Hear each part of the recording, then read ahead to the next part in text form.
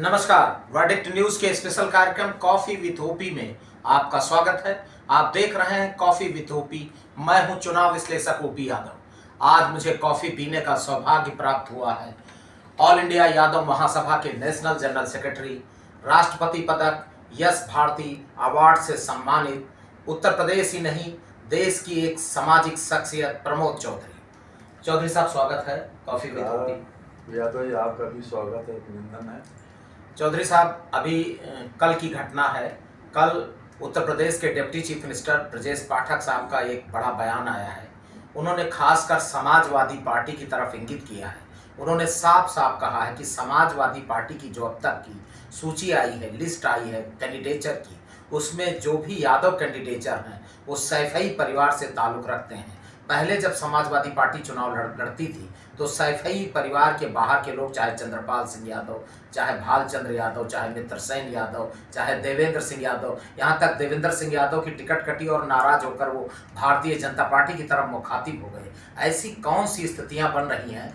Deputy chief minister Brajesh Pathak ने इस पर जोरदार हमला बोला है।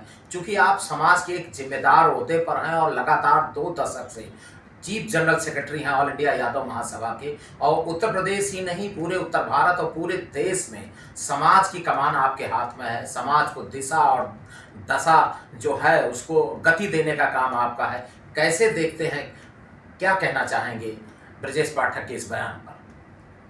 जी, ब्रजेश पाठक जी का बयान मैंने भी सुना था कल।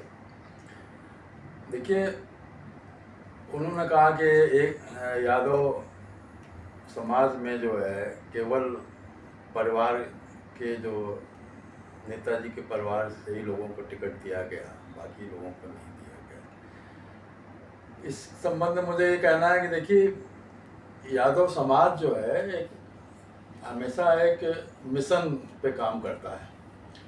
और आप देखा होगा कि पहले भी चाहे वो मंडल आयोग लागू कराने की लड़ाई हो या और भी सामाजिक न्याय से संबंधित जितनी लड़ाइयाँ हों, उसकी लीड जो है हमेशा यादव समाज ने दी और उसका लाभ जो है ओबीसी के हर तबके को, छोटे से छोटे तबके को मिला।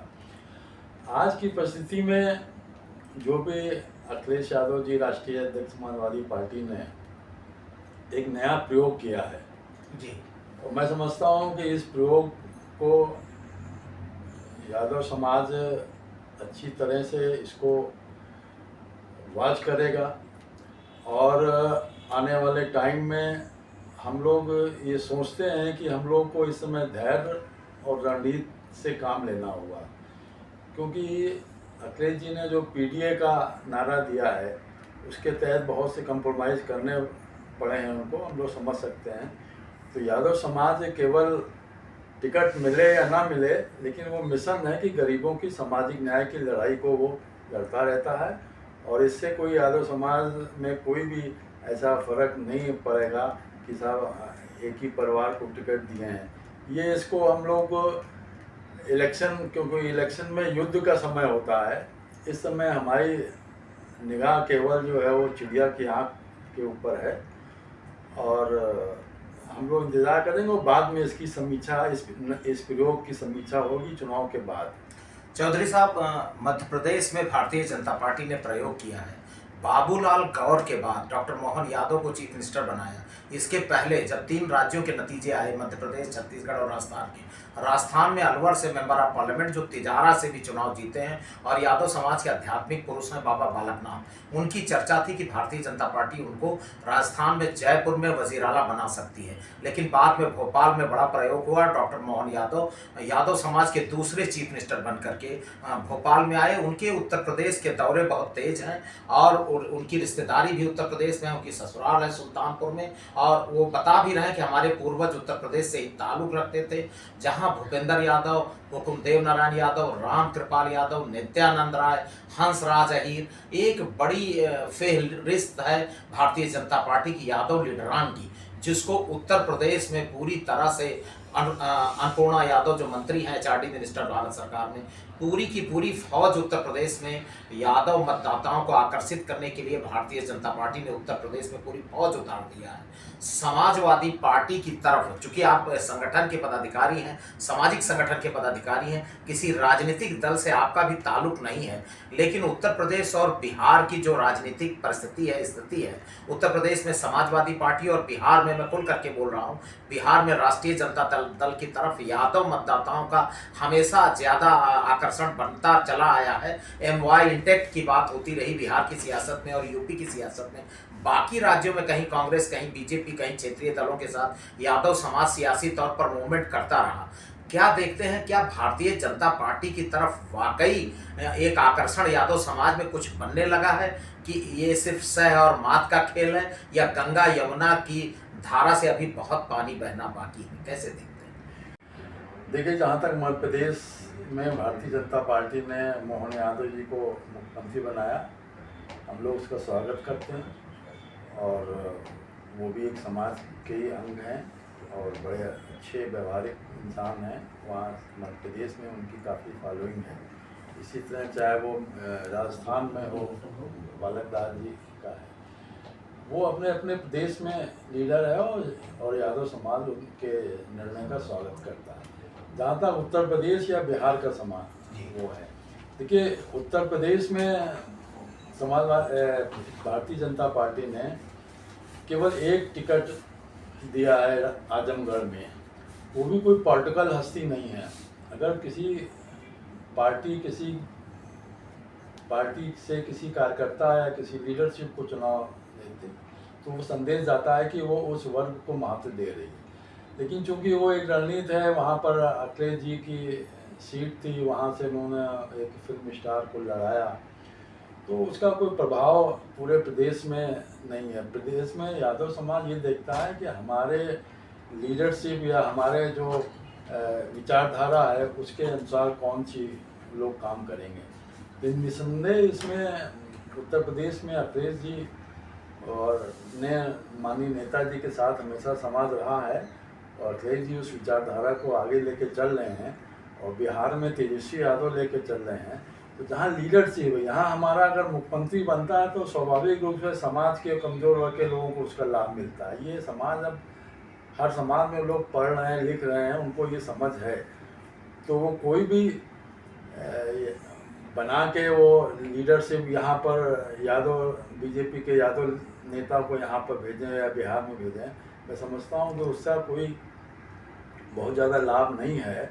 लोग ये सोचते हैं कि जो लीडरशिप है, उसके नेतृत्व में अगर कोई सरकार ये बनेगी और पार्टी बनेगी, तो उसका लाभ समाज को, कमज़ोर वर्ग के लोगों को ज़्यादा होगा। चौधरी साहब, यादव महासभा में टूट के बीच में बड़ी खबरें आई, और आपका भी एक बयान छपा अमर उजाला में। उत्तर प्रदेश का लीडिंग न्यूज़पेपर है, नॉर्थ इंडिया का लीडिंग न्यूज़पेपर है अमर उजाला, उसमें भी आपका बयान छपा।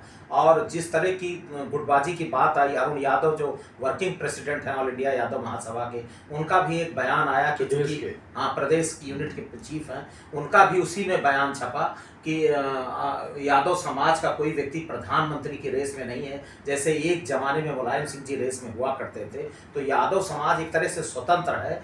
क्या देखते हैं, क्या परिस्थितियां बन रही हैं? यादव महासभा में टूट को कैसे रेखांकित करते हैं? देखिए, टूट तो जब राष्ट्रीय ऊपर नेतृत्व में जो लोगों के बीच में खटास ज़रूर पैदा हो गई है कुछ कारणों से, और मैं समझता हूँ कि वो राष्ट्रीय नेतृत्व के बड़े लोग जो हैं वो उसको देखेंगे। लेकिन इससे समाज में जो टूट भी हुई है या जो लोग अलग हो गए हैं, उनके मिशन सबका एक ही है, वो समाज को कैसे आगे बढ़ाएं, कैसे राजनीतिक जागरूकता बढ़ाएं, कैसे शैक्षिक, जो महासभा का जो उद्देश्य 1924 में गठन हुआ है, उसमें मुख्य उद्देश्य यही था कि अपने समाज को में जो कुरीतियाँ हैं, राजनीतिक जागरूकता और भी आगे कैसे बढ़ाया जाए, इसके बारे में यादव महासभा का बहुत ही उल्लेखनीय कार्य रहा है। पूर्व में जो हमारे महापुरुष रहे हैं, उन्होंने पूरे देश में यादव समाज को एकत्रित किया है, और एक जो बयान की बात कर रहे हैं, वो हमने बयान जो है वो जो पार्टी स्तर के लिए दिया था, क्योंकि समाजवादी पार्टी में नेताजी के ज़माने से ही, नेताजी के समय से ही यादव समाज एकजुट नेताजी के साथ रहा है। इसलिए मैंने कहा था कि ये जब, देखिए यादव का मतलब होता है कि वो खुद तो है ही है, उसके साथ और जो गांव के और कमज़ोर वर्ग के लोग, पिछड़े लोग जो अपने अपने एरिया में कमज़ोर हैं, उसको यादव समाज के साथ रहता है, उनको शक्ति मिलती है। तो उससे यादव मूल वोट है समाजवादी पार्टी का।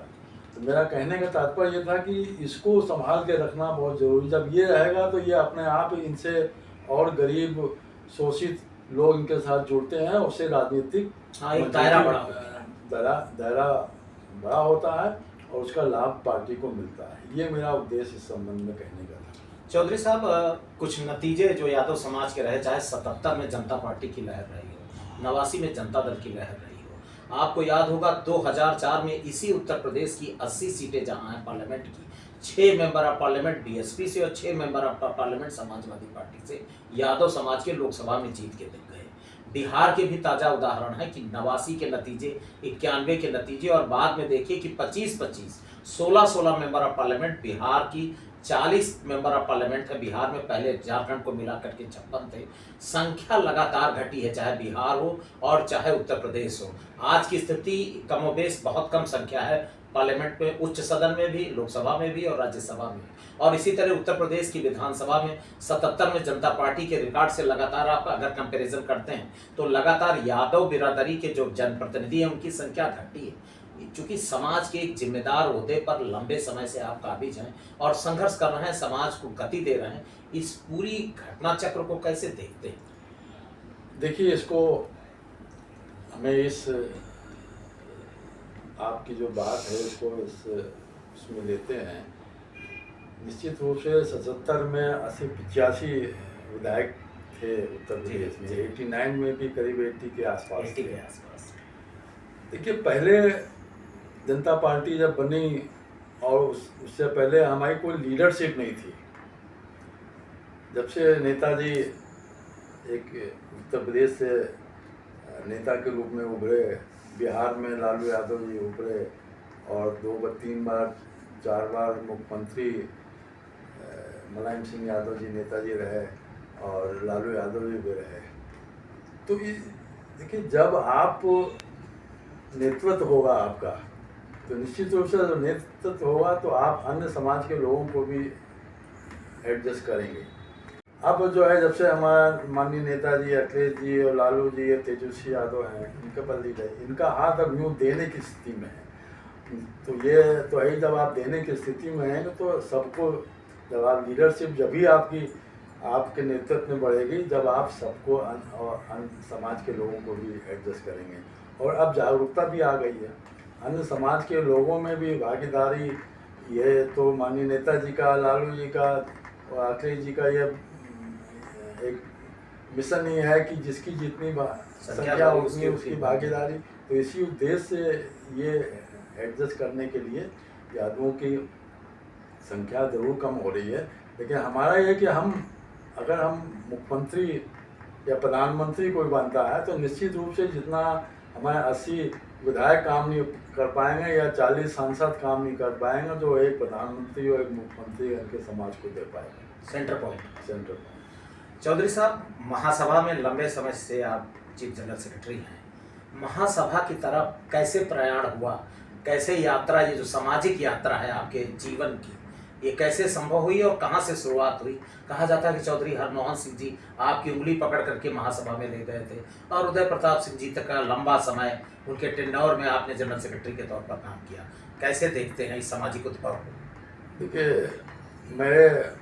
मैं जिस परिवार से हूँ, बहुत बड़ा परिवार है, राजनीतिक, हमारे घर से विधायक भी बने और हमारे राजनीतिक संबंध परिवार के रहे। माननीय चंद्रशेखर जी प्रधानमंत्री रहे, वो भी हमारे घर पर आए 2 बार। माननीय नेताजी हमेशा हम लोग उनसे हमारा परिवार जुड़ा रहा। और हमारे जो दादाजी थे, जो जिनके नाम से चौधरी देवीदास मार्ग है, वो भी एक अपने समय में समाज के साथ जुड़े रहे। हमें बचपन से ही जो है 14-15 साल की उम्र से ही हम समाज के कार्यों में रुचि लेते रहे। मैं सिविल डिफेंस चीफ रहा लखनऊ में, और ये 14-15 साल की उम्र में ही हम सिविल डिफेंस से जुड़ गए थे, जिसका बहुत बड़ा ऑर्गेनाइजेशन है सेंट्रल गवर्नमेंट, जिसको गवर्न करती है। 3000 वॉलंटियर लखनऊ में सिविल डिफेंस के रहे। तो उससे जुड़ते जुड़ते और फिर मैं व्यापार मंडल में आया, फिर ईंट भट्टा एसोसिएशन का अध्यक्ष बना। तो इस तरह सामाजिक चीज़ों की तरफ रुझान बढ़ता गया। जब मैं लखनऊ भट्टा संघ का अध्यक्ष था तो एक शादी कानपुर में थी, व्यापारी वर्ग में, सिंधी समाज में, तो वहाँ हम गए थे। तो वहाँ उस समय चौधरी हरमोहन सिंह जी मिले। उस समय वो राज्यसभा से थे, नेताजी की सरकार भी थी। तो वो वहाँ पर मिले तो उन्होंने, क्योंकि हम एक अपने उद्योग के अध्यक्ष के रूप में गए थे, तो वहाँ के लोगों ने, व्यापारियों ने बड़ा हमारा सम्मान दिया। तो चौधरी साहब क्योंकि हमारे परिवार से पहले से वाकिफ़ थे, उन्होंने देखा मुझसे, तो मुझसे वही उन्होंने कहा था कि प्रमोद, तुम्हारा अन्य समाज में जब इतना सम्मान है तो तुम अपने समाज में भी काम करो। तो ये बात है 1994 की। तो उन्होंने उसके बाद हमें यादव महासभा से जोड़ा और उत्तर प्रदेश युवा का अध्यक्ष मुझे बनाया। वहाँ से मेरी ये यात्रा शुरू हुई। चौधरी साहब, यश भारती अवार्ड चीफ वार्डन रहे आप लखनऊ में, और यश भारती अवार्ड मिला, राष्ट्रपति पदक तक पहुँचे आप। ये जो अवार्ड मिले हैं, जो सम्मान आपको मिला है, ये यात्रा कैसे पूरी हुई? निश्चित रूप से देखिए, मुझे इस बात का बड़ा गर्व है कि मैं और समाज के लोगों ने, व्यापारी वर्ग ने मुझे बहुत सम्मान दिया। सिविल डिफेंस चीफ हिंदुस्तान में, पूरे हिंदुस्तान में करीब 100 से अधिक महानगर हैं जिसमें ये चीफ वार्डन होता था। पूरे देश में केवल एकमात्र हम ही अपने समाज से चीफ वार्डन को लीड करते थे। और जो राष्ट्रपति पदक मुझे प्राप्त हुआ वो 2009-10 की बात है, जब पल्स पोलियो का मिशन चल रहा था। पूरे देश में पोलियो समाप्त हो चुका था। कुछ केस लखनऊ में चिन्हित किए जा रहे थे। उसको लेकर पूरे वर्ल्ड ऑर्गेनाइजेशन, जो हेल्थ ऑर्गेनाइजेशन है, उन्होंने चिंता व्यक्त की थी। इसको लेकर एक स्पेशल मीटिंग लखनऊ में रखी गई। तो कि लखनऊ में जो केस हुआ है इसको रिपीट ना हो, तो उसके लिए प्रशासनिक जिला मजिस्ट्रेट और कमिश्नर के साथ मीटिंग हुई। उसमें हम सिविल डिफेंस में डिविजनल वार्डन चौक हुआ करते थे। तो हमको ये टास्क मिला, उसमें अधिकारी भी थे, उसमें हम भी थे, कि साहब इसको जो पोलियो की शिकायत आ रही थी, इसको चिन्हित करके वहाँ पर पोलियो की ड्रॉप पिलाई जाए। माइनॉरिटी में, खासकर अल्पसंख्यक की आबादी में, जो झुग्गी झोपड़ी में मनी बस्तियों में रहते थे, तो लोगों में अफवाह भी थी कि साहब पल्स पोलियो पिलाने से आबादी कम होती है, ऐसे भ्रम उसमें फैला हुआ था। तो ये टास्क मुझे मिला, तो हमने मीटिंग करी अल्पसंख्यक लोगों के, सभी मौलाना बड़े बड़े और समाज के उनके जागरूक लोगों को मीटिंग करी, उनके साथ लेकर उस एरिया में सर्च किया। वहाँ पल्स पोलियो को पिलाया गया और उसके 2 साल बाद ये रिजल्ट आया है कि लखनऊ में भी रिपीट नहीं हुआ। अवार्ड के लिए हमको चिन्हित किया और उसी नाते हमें राष्ट्रपति पदक मिला। उसके बाद 12 में के बाद फिर अखिलेश जी की सरकार में यश भारती भी मुझे इसी जो राष्ट्रपति पदक मिला, या और भी कई कार्यों को लेके हमें, चाहे वो चीफ सेक्रेटरी लेवल का और डीएम के, तो वहाँ पर दर्जनों अवार्ड मिले हमें। मुख्य चुनाव अधिकारी, भारत के मुख्य चुनाव अधिकारी, उस समय गवर्नर रहे, नायक साहब गवर्नर थे। एक मिशन चलाया था हम लोगों के वोट लखनऊ में वोट की जागरूकता पैदा करने के लिए 29-30% लोग ही वोट लखनऊ में पहले डालते थे। हमने पूरे सिविल डिफेंस में नेटवर्क चलाया, मिशन कराया, तो उस बार जो है करीब 48% वोट पड़ा। उसी को लेकर फिर हमको चुनाव आयोग ने, गवर्नर साहब ने सम्मानित किया था, अवार्ड दिया था, चीफ सेक्रेटरी के द्वारा दिए गए। इन्हीं सब चीज़ों को देखते हुए अखिलेश जी की सरकार में इन सब चीज़ों को देखा तो मैंने इस बात थी मुझे। चौधरी साहब, एक नितांत व्यक्तिगत सवाल, सामाजिक जीवन में लंबा अध्याय आपने लिखा है। इस देश में एक इंटरमीडिएट कम्युनिटी की फर्माबरदार हैं आप सामाजिक तौर पर। क्या राजनीति की भी नर्सरी में कोई पौधा लगाने की आपकी प्लानिंग है? नहीं, देखिए, क्योंकि शुरू से हम सामाजिक चीज़ों सरोकार रहा और समाज सेवा से जुड़े रहे, और मैंने तो राजनीति में आजकल जो है कि आप वो उस तरह के राजनीति से तो हम जुड़े नहीं हैं, लेकिन कई अवसरों पे ये आया कि पार्टी को जो भी राजनीतिक दल हैं उनके सामने नाम जरूर आता रहा है कि अब ये समाज, उसके पीछे हमारा जो, चाहे वो राष्ट्रपति पदक हो, चाहे वो एस भारती हो, पूरे लखनऊ में ही नहीं पूरे प्रदेश में। मैं उत्तर प्रदेश ईंट भट्टा संघ का महामंत्री रहा, बहुत मजबूत संगठन है। ऑल इंडिया व्यापार मंडल का भी मैं वाइस प्रेसिडेंट रहा। तो नेटवर्क लखनऊ नहीं, प्रदेश में भी और देश में भी अपना नेटवर्क है, आज भी है। और राजनीतिक तौर पे आने की ये हमने राजनीतिक नेताओं के ऊपर है कि उनको कहाँ हमारी आवश्यकता है कि नहीं, रिक्वायरमेंट कहाँ रिक्वायरमेंट है। मेरा कोई ऐसा वो नहीं है कि मैं अपनी तरफ से कोई प्रयास करूँ। चुनावी बेला है, चुनाव चल रहे हैं, पहले फेज की वोटिंग हो चुकी है, 26 कल सेकेंड फेज की वोटिंग उत्तर प्रदेश और पूरे देश में होने जा रही है। यादव समाज और आप पीडीए के हिमायती हैं, पिछड़े दलितों अल्पसंख्यकों को बड़े भाई के, बहुत दिनों से आप पैरोकार हैं कि यादव समाज बड़े भाई के रोल में काम करे। क्या संदेश देना चाहते हैं मतदाताओं को, जनमानस को? देखिए, वैसे तो मैं गैर राजनीतिक चीज़ों से जुड़ा रहा हमेशा, और महासभा भी एक गैर राजनीतिक संगठन है, ये कोई राजनीतिक संगठन नहीं है। अलग अलग प्रदेशों में जहाँ जहाँ हमारे समाज के लोगों का प्रतिनिधित्व मिलता है, जहाँ सम्मान मिलता है, उस हिसाब से लोग उसी लोगों से जुड़े हुए हैं। उत्तर प्रदेश बिहार में लोग को समझ है कि हमारा सम्मान कहाँ रहेगा। तो मैं यही लोगों से कहूँगा, क्योंकि लड़ाई लोकसभा चुनाव में बड़ी दिलचस्प भी हो गई है, और लोगों को चाहिए बहुत सोच समझ के कि हमारा हित खाली एक जात का हित का सवाल नहीं है, ये पूरे ओबीसी, दलित, अन्य समाज जो पिछड़े हैं, जो शोषित हैं, उन लोगों का सवाल है। इसलिए मैं सबसे यही उम्मीद करूंगा कि वो निर्णय लें और देश में एक ऐसी सरकार बने जिसमें सबका ख्याल हो, सबको उसका लाभ मिले। धन्यवाद चौधरी साहब।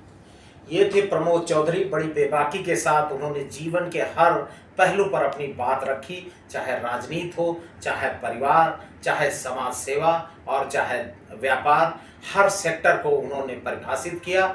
हमसे जुड़े रहिए। वर्डिक्ट न्यूज के स्पेशल कार्यक्रम कॉफी विद ओपी को देखते रहिए। नमस्कार, धन्यवाद। हमारे समाज के द्वारा जो कार्य किए गए हैं उसमें जो सम्मान मिला, हर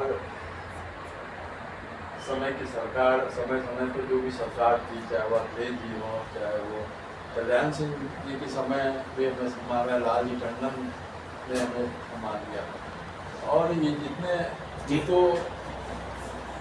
इससे दुगने जो है हमारे घर पर रखे हुए हैं। इस समाज में हमेशा रुचि प्राप्त हुई है। देखिए, इसमें चंद्रशेखर जी आए थे हमारे कार्यक्रम में, शादी को हमारे कार्यक्रम में, लालजी टंडन जी गवर्नर साहब हैं,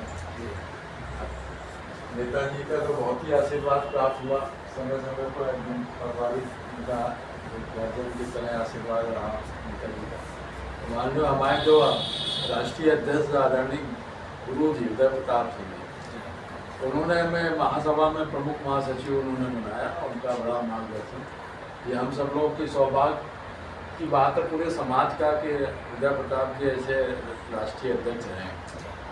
उनके राष्ट्रीय अध्यक्ष बनने से उनका सम्मान जितना नहीं जितना समाज का सम्मान बढ़ा। सही। वह अंतर्राष्ट्रीय स्तर पे बहुत बड़े कवि हैं और राष्ट्रीय बड़े शायर हैं, बड़े साहित्यिक, उनको भी इस भारती भी मिला और नेता अखिलेश जी ने साहित्य शिरोमणि अवार्ड से उनको नवाजा था। तो बहुत बड़ी शक्ति है जो समाज में यादव महासभा में जिन्होंने अपना आशीर्वाद दिया। कहा जाता है लोक भवन का नाम उन्होंने ही सुझाव दिया। हाँ, तो उनका आशीर्वाद दिया और नेताजी भी बहुत मानते थे और अखिलेश जी भी बहुत मानते हैं समय समय।